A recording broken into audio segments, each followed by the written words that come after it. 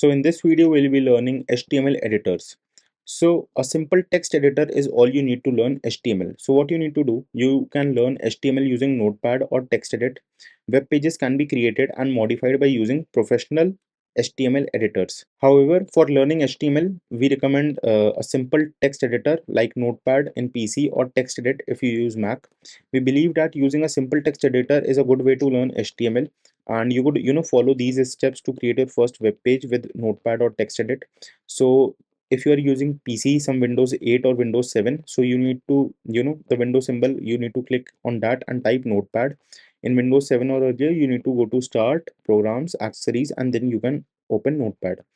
Now for Mac, what you need to do, you need to open TextEdit. It is a similar Notepad file, and its name in Mac is TextEdit. So you can open Finder, Applications, and then you could go to TextEdits. Also in Applications, to save files correctly, you could use in Preferences format, choose plain text.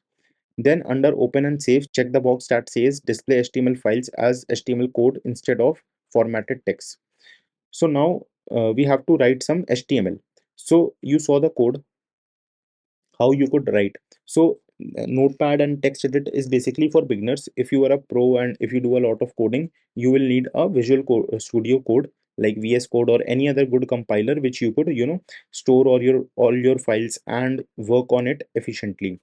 So I would also recommend you to download VS Code. It looks like this, and you could save all your files like this. The important thing that you need to understand, that when you save a file, you have to save it with a extension .html. So now let us go back. In Notepad, it will look like this. So if you save the HTML page in the Notepad, the extension that you have to use, that can be .htm or it can be .html also. It doesn't matter, there is no difference, it is up to you. Now you could view the HTML page in your browser. Open the saved HTML file in your favorite browser, double click on the file or right click and choose open with.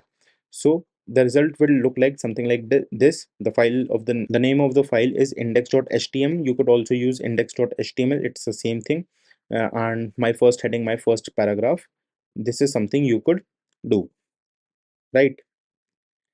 So now coming to free online editor, you could also run on this page also. So this was the video, so that you could learn how to save the files and run HTML files and how your website will look, what will be your input, what will be your output.